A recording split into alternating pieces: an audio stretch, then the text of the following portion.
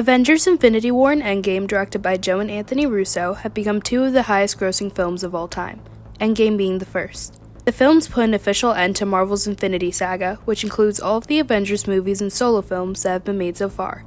Action-adventure films do extremely well these days, especially superhero films.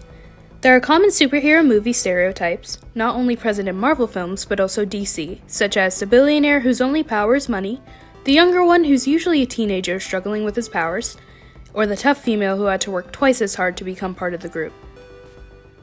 As far as theme goes, both Infinity War and Endgame have a common theme of loss. The Avengers do eventually defeat Thanos, but many of our favorite heroes are lost in the process. In Infinity War, Gamora and Vision are killed in order for Thanos to retrieve the stones. In Endgame, Tony Stark, the man who started it all with the 3 simple words, "I am Iron Man," ended it the same way. and I am Iron Man. Unfortunately, Tony wasn't the only one of the original 6 Avengers we lost in Endgame. Marvel began building the perfect antagonist back in 2012. Thanos was first introduced to the Marvel Cinematic Universe in the post-credit scene of the first Avengers movie. Technically, during that entire movie, Thanos was in control of Loki, so deep down he was the main villain in that movie too. Tony Stark later references that in Infinity War. No, it's you who doesn't understand that Thanos has been inside my head for 6 years, since he sent an army to New York and now he's back. Thanos was also in the post-credit scene of Avengers: Age of Ultron.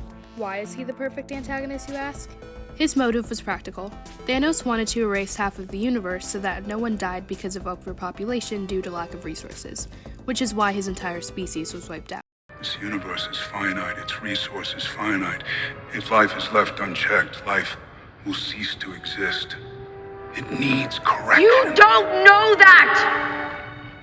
I'm the only one who knows that. At least I'm the only one with the will to act on it.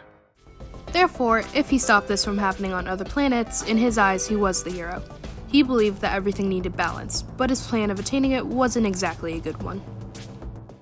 And when we faced extinction, I offered a solution. Genocide. Unlike many popular villains, he has an understandable motive that would technically benefit people other than himself.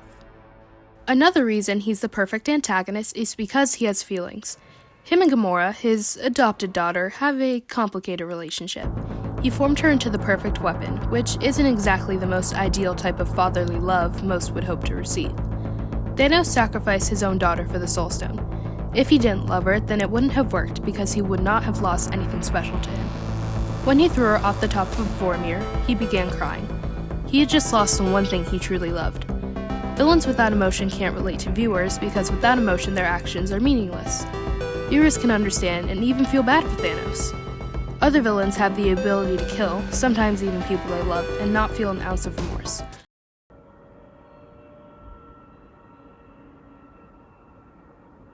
Did you do it? Yes. What did it cost? Everything. Marvel's goal wasn't to make Thanos evil. Marvel did something most people were too scared to do. They let the villain win. At the end of Infinity War, half the universe had disintegrated into dust. The Avengers had lost for the first time ever. The movie ended with Thanos on a planet by himself, reminiscing on his dutiful win. He was almost undefeatable. The original version of him was killed in the beginning of Endgame, but as the Avengers had to travel through time to reverse all that had been done, a past version of Thanos had caught on and nearly stopped them. Marvel had managed to create the perfect antagonist over a span of multiple movies. Thanos had an understandable motive and always seemed to be a step ahead. Infinity War was the villain story and Endgame was the heroes.